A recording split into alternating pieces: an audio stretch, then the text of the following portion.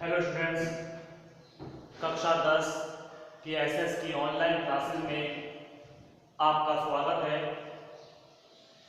पिछले वीडियो में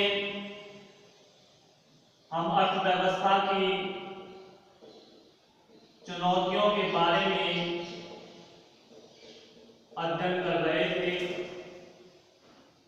जिसमें गरीबी के बारे में हम विस्तार से जानकारी प्राप्त कर चुके थे और हमारा जो टॉपिक चल रहा था वो बेरोजगारी से संबंधित था।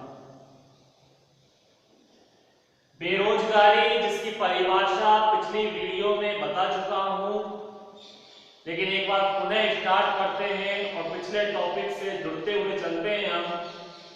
तो बेरोजगारी से आशय एक ऐसी स्थिति से है जिसमें व्यक्ति किसी भी तरह की आर्थिक गतिविधियों में शामिल नहीं होता। बेरोजगारी से आशय एक ऐसी स्थिति से है जिसमें व्यक्ति किसी भी तरह की आर्थिक गतिविधियों में शामिल नहीं होता है। और आर्थिक गतिविधियां क्या होती हैं इसकी भी हम चर्चा कर चुके थे। आर्थिक गतिविधियों से आशय उन गतिविधियों से है या उन क्रियाओं से है जिनको करने से धन की प्राप्ति होती है, अर्थात वे क्रियाएं जिनको करने से धन की प्राप्ति नहीं होती, वे क्रियाएं गैर आर्थिक क्रियाओं में शामिल होती हैं। और यदि कोई व्यक्ति किसी भी तरह की आर्थिक गतिविधि नहीं कर रहा है तो वह बेरोजगार कहलाता है और उसकी यह स्थिति बेरोजगारी कहलाती है। हम बेरोजगारी के प्रकारों के बारे में जानकारी प्राप्त कर रहे थे, जिसमें हमने पहला प्रकार मौसमी बेरोजगारी के बारे में कल जानकारी हासिल की कि कुछ ऐसे रोजगार होते हैं जो मौसम विशेष में ही रोजगार दे पाते हैं, व्यक्ति को कार्य दे पाते हैं। मौसम चले जाने के बाद व्यक्ति को रोजगार की प्राप्ति नहीं होती। तो विशेष मौसम में जब व्यक्ति बेरोजगार होता है तो ऐसी बेरोजगारी मौसमी बेरोजगारी कहलाती है। एग्जाम्पल मैंने बताया भी था, शक्कर उद्योग में कार्य करने वाले श्रमिक मौसमी बेरोजगार होते हैं, क्योंकि जिस मौसम में गन्ना उत्पादन नहीं होता उस मौसम में शक्कर का उत्पादन भी नहीं होगा और ऐसे समय में वर्ष के कुछ महीने वो व्यक्ति, वो श्रमिक बेरोजगार होते हैं। तो मौसम के आधार पर उत्पन्न होने वाली बेरोजगारी मौसमी बेरोजगारी कहलाती है। इसी क्रम में दूसरी बेरोजगारी की हम बात करते हैं,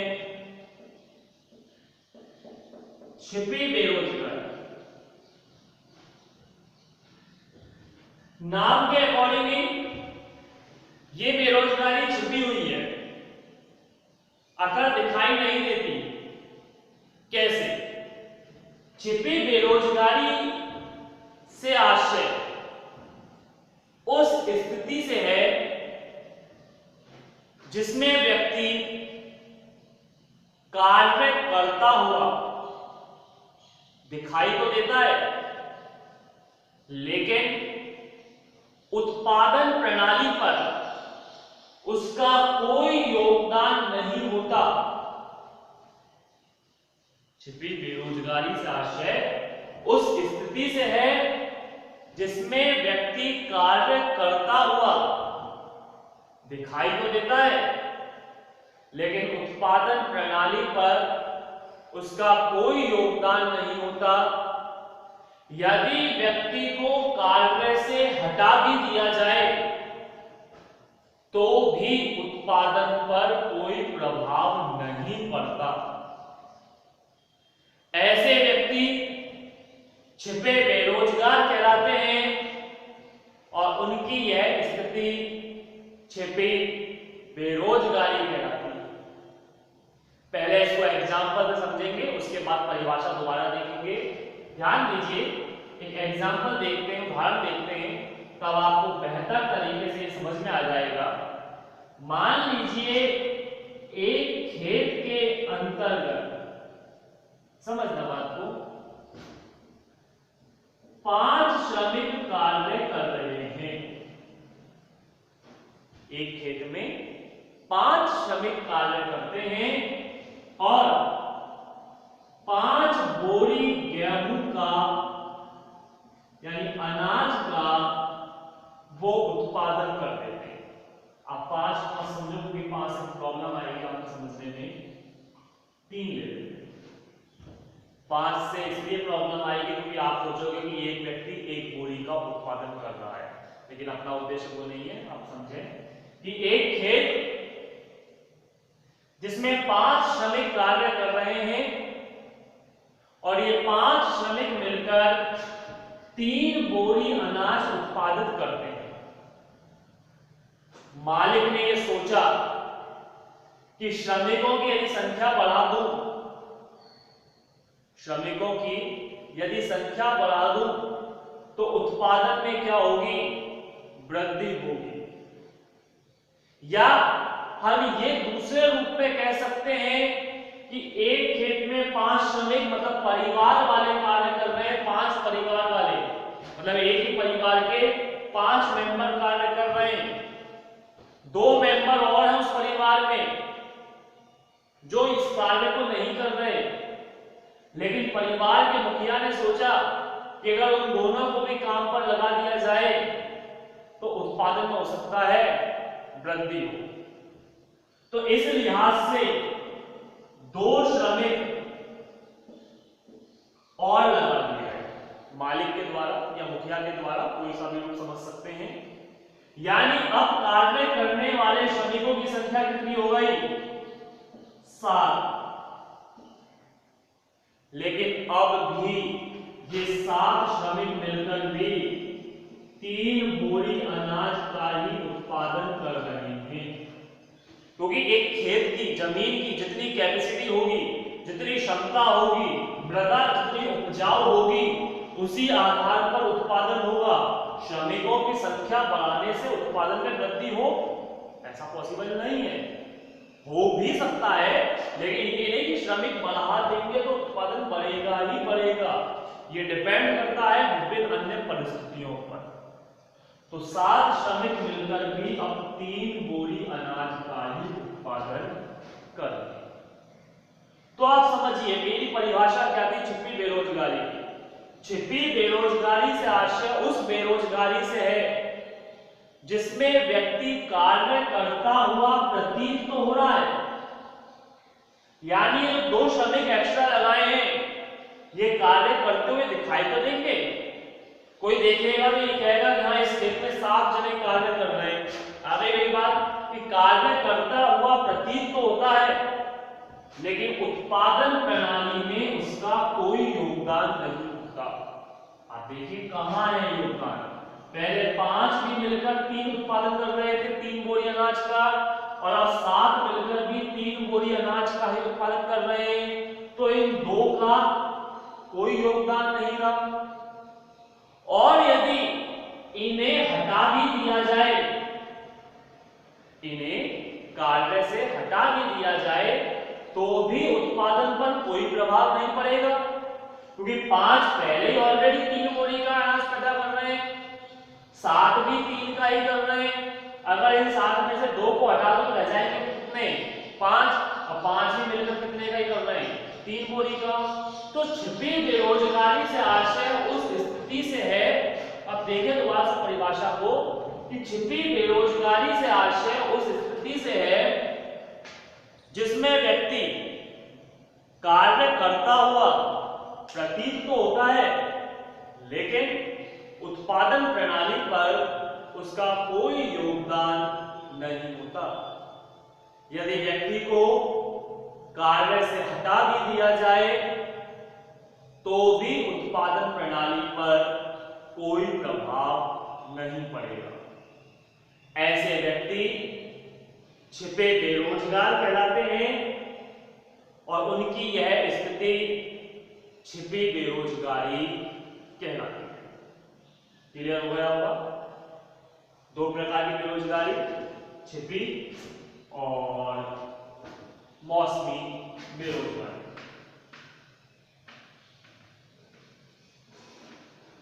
आइए नंबर 3,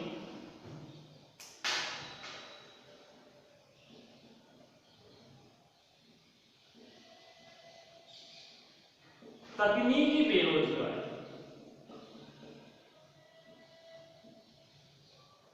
ये बेरोजगारी विशेष देखने को मिल रही है वर्तमान समय में। तकनीकी बेरोजगारी अर्थात तकनीक के आधार पर उत्पन्न होने वाली बेरोजगारी।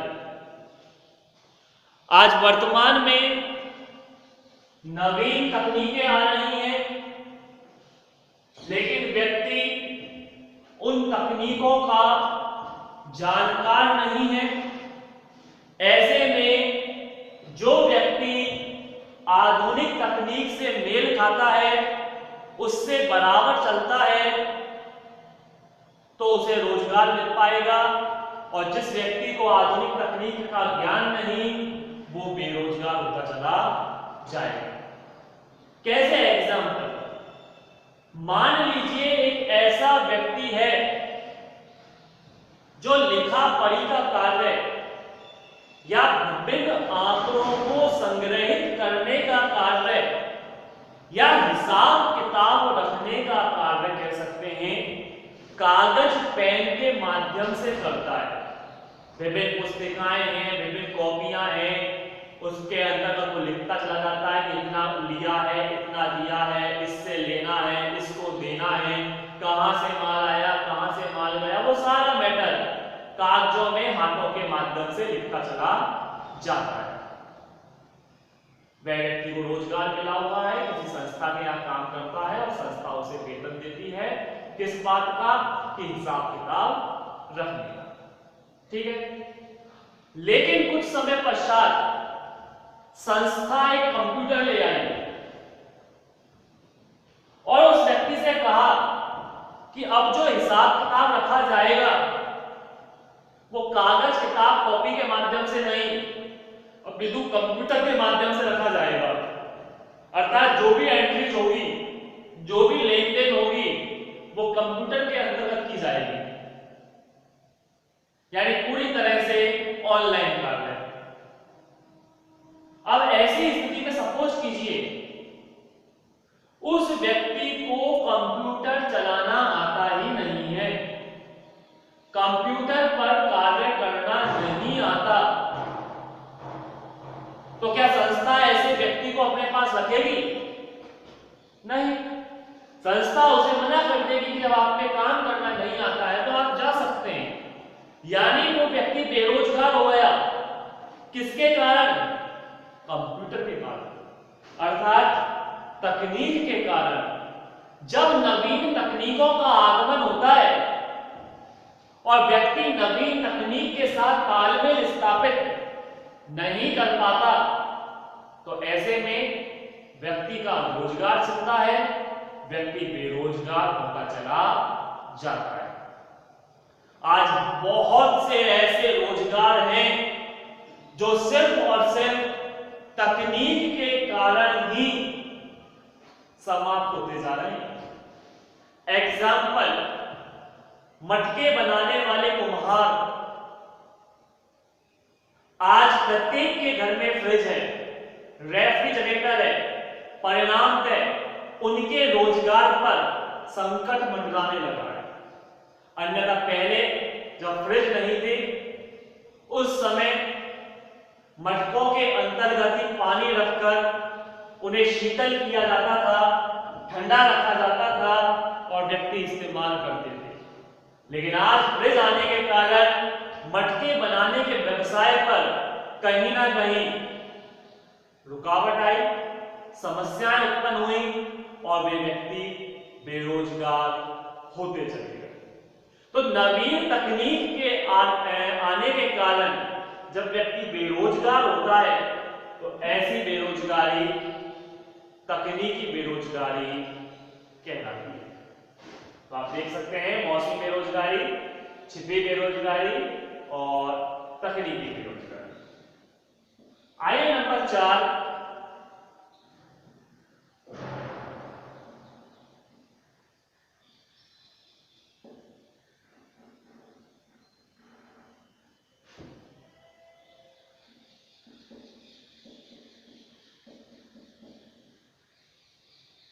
संरचनात्मक बेरोजगारी।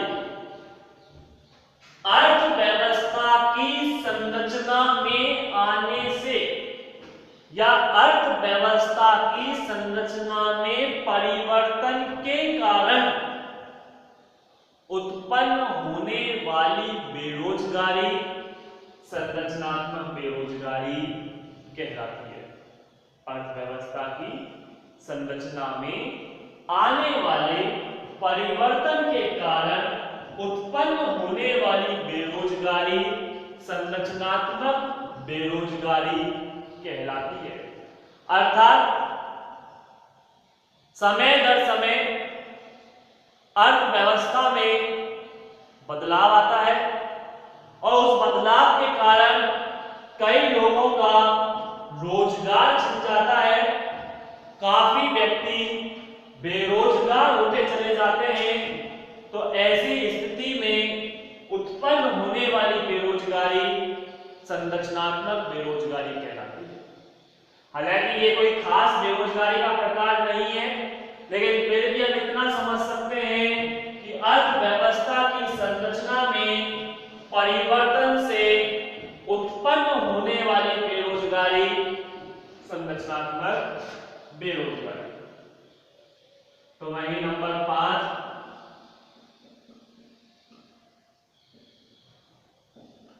घर्षणात्मक बेरोजगारी।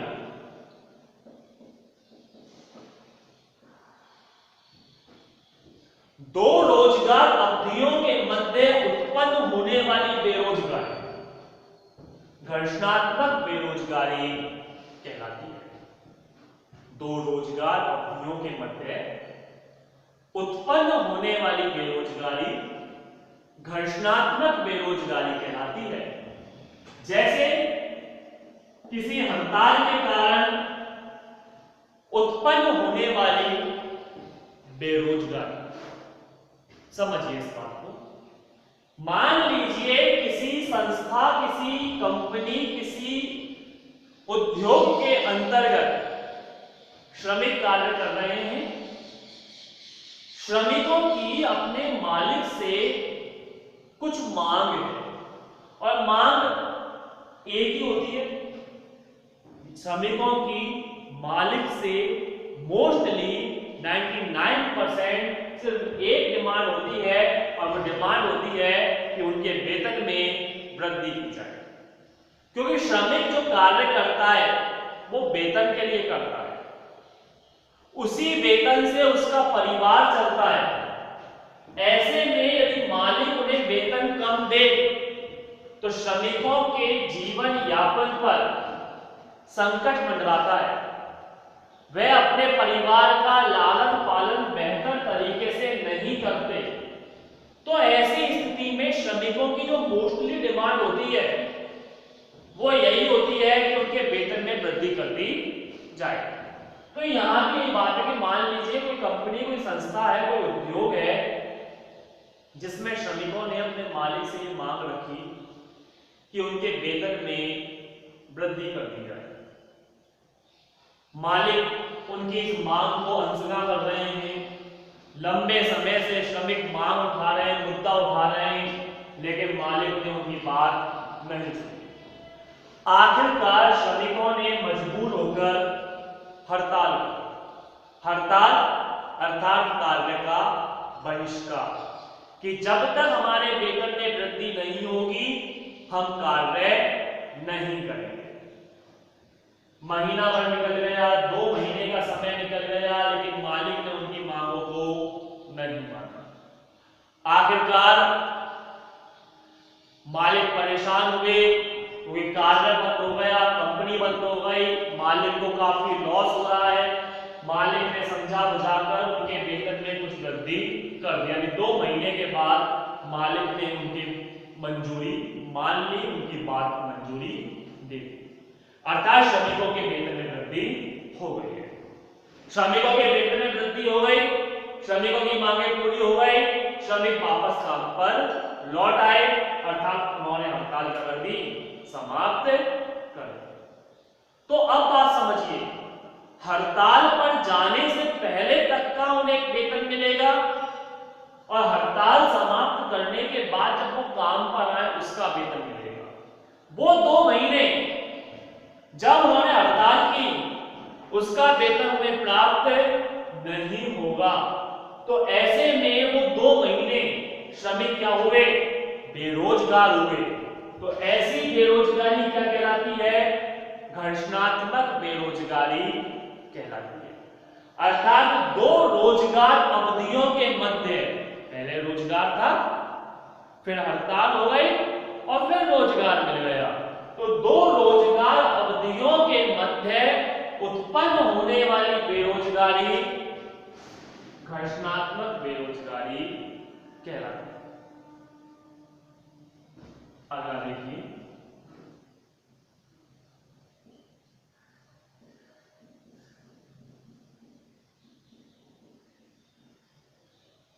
चक्रीय बेरोजगारी। अर्थव्यवस्था में नियमित रूप से उतार चढ़ाव आता रहता है। अर्थव्यवस्था में नियमित रूप से उतार चढ़ाव आता रहता है। कभी मंदी होती है तो कभी तेजी बनी रहती है। तो जब व्यक्ति को एक निश्चित समय अंतराल पर रोजगार की प्राप्ति होती है और निश्चित समय पर वह बेरोजगार हो जाता है, तो ऐसी बेरोजगारी चक्रीय बेरोजगारी कहलाती है। अर्थात कैसे? एग्जाम्पल हम विद्यालयों का ही लें। विद्यालय, कुछ ऐसे विद्यालय होते हैं और कुछ क्या मोस्टली अधिकांश के विद्यालय ऐसे हैं जहां अप्रैल में सेशन खत्म हो जाता है। 30 अप्रैल तक छात्रों को परिणाम दे दिया जाता है, सेशन की समाप्ति हो जाती है। उसके बाद हमारे यहाँ 2 महीने का अवकाश चलता है, मई और जून का ग्रीष्म अवकाश जिसको कहा जाता है। वर्तमान परिस्थितियों को मत देखिए कि वर्तमान में क्या परिस्थितियां चल रही हैं, उसकी तुलना आप मेरी बातों से करें। वर्तमान परिस्थितियों को छोड़कर सामान्य रूप की अगर बात करें तो 2 महीने का ग्रीष्म अवकाश चलता है तमाम कई विद्यालयों में। तो ऐसे में जब विद्यालय ऑफ होते हैं तो उस विद्यालय में काम करने वाले जो वर्कर हैं, टीचर्स हैं या अन्य प्रकार के कर्मचारी हैं, उन्हें विद्यालय से वो बेरोजगार हो जाते हैं, उनको कार्य नहीं मिलता। ऐसे में संस्था मालिक उन 2 महीने का शिक्षकों को, टीचर्स को वेतन नहीं देते। उसके बाद जुलाई में पुनः विद्यालय स्टार्ट होते हैं। जुलाई में पुनः उनको बुलाया जाता है, वह जुलाई से लेकर फिर अप्रैल में कार्य करते हैं, अप्रैल तक। अगले सेशन में अप्रैल आने के बाद उन्हें समाप्त कर दिया जाता है उनका सेशन। फिर 2 महीने वो घर बैठ जाते हैं और फिर जुलाई से फिर स्टार्ट होता है। तो एक नियमित चक्र के बाद पता है कि जुलाई से लेकर अप्रैल तक रोजगार मिलेगा और मई और जून में रोजगार छिन जाएगा, फिर जुलाई से शुरू होगा और फिर अप्रैल तक मिलेगा। तो एक चक्र बना हुआ है। उस चक्र के तहत उत्पन्न होने वाली बेरोजगारी चक्रीय बेरोजगारी कहलाती है। तो हमने बेरोजगारी के कुछ प्रकारों के बारे में जाना, जिसके अंतर्गत हमने देखा मौसमी बेरोजगारी, मौसम के आधार पर उत्पन्न होने वाली बेरोजगारी, उसके बाद छिपी बेरोजगारी, तकनीकी, संरचनात्मक, घर्षणात्मक और चक्रीय बेरोजगारी। उम्मीद करता हूं ये बेरोजगारी के प्रकार हम विस्तार से समझ चुके होंगे।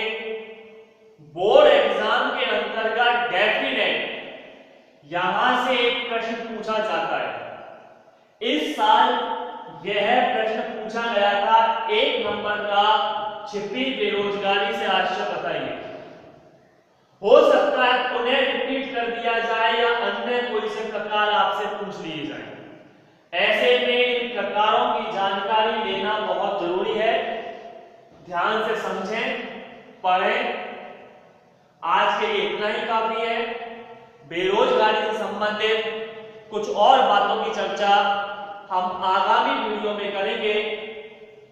तब तक के लिए धन्यवाद।